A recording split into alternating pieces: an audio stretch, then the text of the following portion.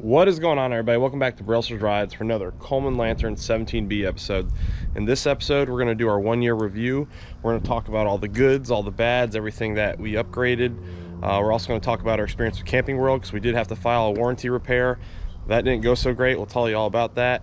And then we'll also tell you about how we got ripped off in the year 2023. You're not going to miss it. But before we get into this, please click the like button down below. Don't forget to subscribe for more Coleman Lantern episodes. We got future upgrades coming. You're not going to want to miss it. Let's go. So we bought our Coleman Lantern in 2023, January 2023. We were the first one to post a video on YouTube on it, and that video's done very well. We really have gotten great use out of this camper. We have gone camping several times over the past year, many vacations, but a lot of the use was for travel ball tournaments, which honestly, if you're a family that's into sports and travel sports, this is an ideal setup. You can easily pull in and out of parking lots and not get trapped. I have friends who have bigger campers and they had to wait until the parking lots cleared out before they were able to leave. Not us, we were able to get in, get out, no issues. So right off the back, one of the issues that everybody faces is the bumper being kind of like, it's almost tack welded on, and that's not sat. I still need to cut this off, but we bought some U-bolts to support it, and ever since then we've had a spare tire on there. We put the bike rack on there with 3 bikes, and it's had no issues. The bumper's held on great. It looks a little bit bent, maybe, well, maybe not, but you know, it's had no issues supporting all that weight, and that's going all the way to the Outer Banks. Several long hour trips, and we've never had any issues from it. Got all these parts on Amazon. I'll put all the parts in the description down below if you want something similar for your setup. If you need a spare holder. I also found a website you can get custom tire covers, which I thought was pretty neat. Yep, subscribe. And we don't have it for this episode, but in the future, my father-in-law bought me a camera to install up here, so we're going to be installing a backup camera. I know that's something that a lot of people want to see. I'm kind of curious how I'm going to get it done, but we'll get that knocked out. And truly, your visibility is damn near zero when you're backing up, so I kind of rely on feel and a guide sometimes, but yeah, it's better safe than sorry. So we'll definitely get that up on the camper here soon. One of the issues that nearly all the Colemans face is the drip tray for the AC unit. As you can see, it's not aluminized, it's not aluminum, it's corrugated metal, I think, and it's causing rust marks on the side of my camper. I'm pretty good about maintaining it and cleaning it, but these marks are getting burnt in here with down all the way down the side, and that's not sat. I'm not happy about that. We did install the gutter spouts up forward. I haven't done the rears yet. I didn't have the time when I was getting it done, so I got to get back up there, and I do have to repair some of the molding up there as it kind of tore itself out. And I do have a replacement strip that I could use all the way down the sides if I need to, and up front, and I'll put that part in the description down below as well. The part I'm referring to, guys, is this little filler piece that goes in between that covers up all the screws. You have the same thing up top, and it runs all the way down. What I think I'm going to do about the AC in the future is I think this next year, when I have some free time, we're actually going to probably unbolt this whole thing, pull this out, and we'll replace it with an aluminum or a ABS plastic tray of some sort. Probably something custom fabricated, but we'll get that taken care of, and that way it'll be a lot safer. I'll probably want, honestly, like the drip tray to kind of run out a little more. I've seen some good ideas on the Coleman Lantern group, so I'll probably steal some of those and come up with something myself. We did have an incident on one of our camping trips where we set up some tents with some wind screen or some shades on the sides, and on the Outer Banks apparently it got picked up and it got thrown against my camper and it wrapped around here. You can see we got a couple dents. I'm lucky this didn't get torn off because it was wrapped around the awning. Now inside the camper is where we really had the bulk of our quality control issues. We had the shelves up there, the screws backed themselves out. I did get some 2-piece epoxy that we're going to repair that and get that back up. I think we're starting to have similar issues right here. As you can see, the screws are wanting to back out, and you got to have shelves. You got to have storage compartments that can close to hold stuff in.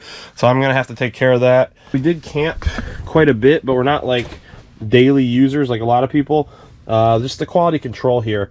The I don't know what you call it, veneer, just the paper covering over the wood is starting to peel up, and there's really no reason for that. I mean, the camper's only a year old, so that's kind of unsat. We did do a good job, I think, of keeping this place dry. Plenty of damp rids was what we used when we put it in storage. And I did buy a cover for it that when we weren't using it for long periods of time, we for sure kept it covered. Right now, my camper is winterized. That's why you see I've bypassed the water heater. If you haven't seen my winterization video, I'll tag that right now. Go up there and click that video. I had one issue from Camping World, and they never repaired it, even though I contacted my salesman. The hose that goes to the water pump on my camper is like a foot long. And really, you need a 3-foot long hose that can go all the way, come out, because it's underneath the bed.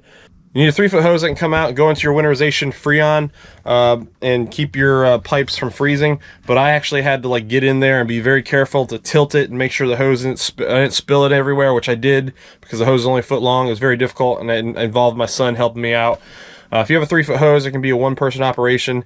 I'm gonna have to replace that myself. They didn't help me out with that, so that was kind of disappointing. The last big issue we had was with this thing. Right from the factory, the toilet was loose. I never use this toilet because I'm a large person. I just use bathhouses. I don't mind. But my family, they do use the toilet. And right from the day one, that thing was loose. It was moving all around. So what I did is I did a temporary fix to try and get it to be a little bit more stable. It wasn't holding so great, so I contacted Camping World, and we worked out a deal where they said, hey, yeah, bring it in. It should be covered by warranty, and we'll get it taken care of. Well, the guy asked me for the model number for the toilet. When I said the flange, basically what happened was the ABS plastic flange under the toilet broke. And so what he asked me for was the part number for the toilet, and I was kind of like, huh, that's kind of weird that a flange depends on the part number for the toilet. It didn't really make a lot of sense to me. But I went ahead, gave it to him, and when I get there, I bring the camper. It's an hour and 20-minute trip for me, and I get terrible mileage. So right out the get-go, I was out like for a round trip about $60 for gas. Get there, and I asked the guy, I was like, all right, hey, is this gonna be a quick repair? I said, yep, that's all we got to do. And he put out one of the little rubber gaskets, the rubber donuts that go in between the flange and the toilet. I was like, dude, no, the flange seal. It's not the flange seal, it's the flange. And he's like, oh. And so he goes and gets a guy, and they found out they don't have a flange. And they're like, well, whatever we're gonna do, whatever we got to do, we're gonna take care of you. Don't worry about it. And that's what they told me. So I'm sitting there at Camping World for a while, and I had other things I had to do that day, and I'm in because of what I do for a living.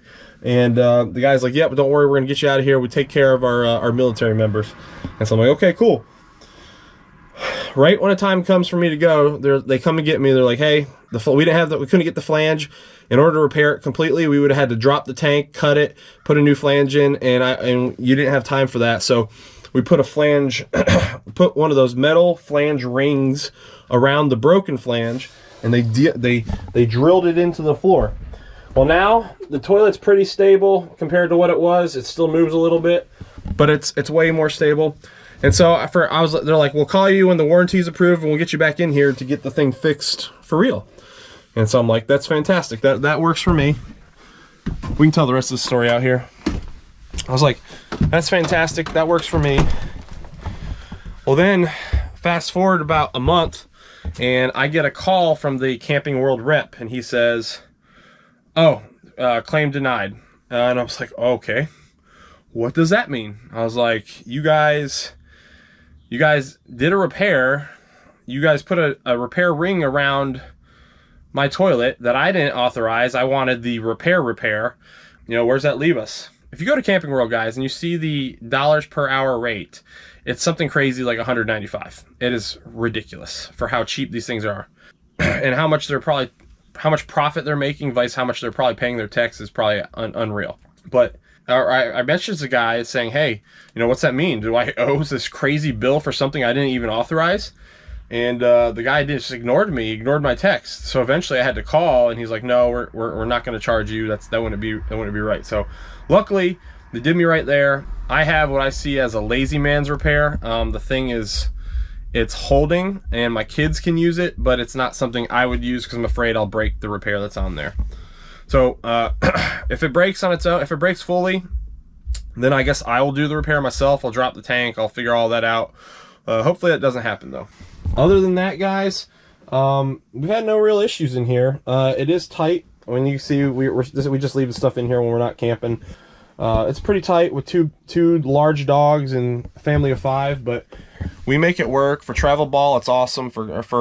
It's been a great camper for us so far.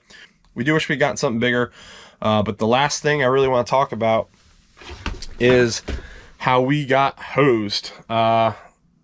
We spent way too much on this thing. I saw an ad on Facebook the other day where there was a Coleman Lantern 2024 model selling for $10,995. $10,995.